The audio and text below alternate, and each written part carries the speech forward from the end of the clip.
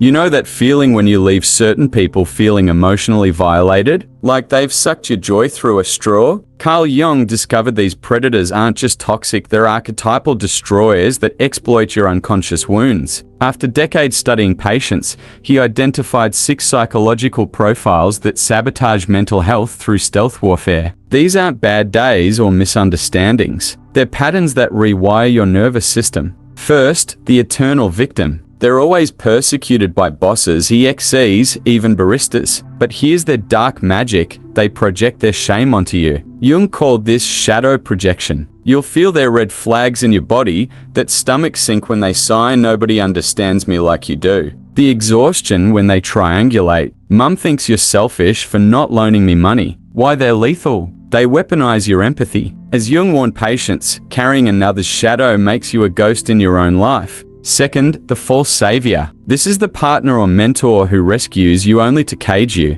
They love bomb with midnight calls, "I'll always protect you," then punish independence with icy withdrawals. Jung diagnosed this as ego inflation, when God complexes disguise as benevolence. You'll feel it when they accidentally sabotage your job interview after helping you prep. When they isolate you from friends who don't get our bond. Why flee? Jung's diaries reveal the unhealed healer doesn't cure, they create eternal patience. These first 2 target your deepest longing to be needed. But the next archetype, they'll make you doubt your own mind. Third, the shapeshifter. Ever met someone who mirrored your soul perfectly? Who laughed at your jokes, quoted your favorite books, shared your dreams? Then one day, they became a stranger. Jung called this the persona parasite. They've got no authentic self, only masks that absorb your identity. You'll know them by the hollow feeling after meetups, by their mysterious EXEs who went crazy, by how they agree with your trauma then weaponize it later. You said family betrays people, why trust yours? Why are they catastrophic? As Jung wrote, the persona eats its host until only a husk remains. They leave you homesick for yourself.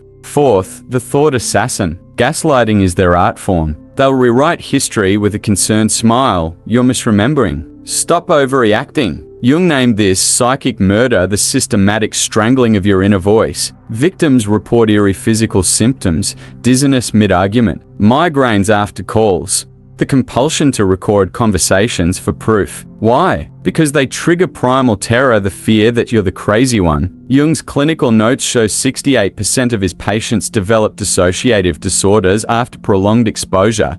These 2 exploit your trust in reality itself. But the final pair, they're the deadliest because they hide as normal people. Fifth, the chronic contaminator. They weaponize pessimism like a virus. Every conversation is a doom scroll. The world's ending. My boss is Satan. Love is a scam. Jung identified this as collective shadow society's unprocessed rage made personal. You'll feel physically heavier after coffee dates. Your muscles tense when their name pops on your phone. They obsess over others' failures like porn. Why are they toxic? Neuroscience confirms 30 minutes with them floods your brain with cortisol. As Jung told a drained patient, misery doesn't want company, it wants converts. Sixth, the silent destroyer. Their weapon? Strategic withholding, affection, approval, basic respect dangled like a carrot then yanked away. Jung termed this passive-aggressive possession. Red flags scream through their silence, that 7-day punishment after you disagreed. The way fine feels like a death sentence. You begging for crumbs, did I do something wrong?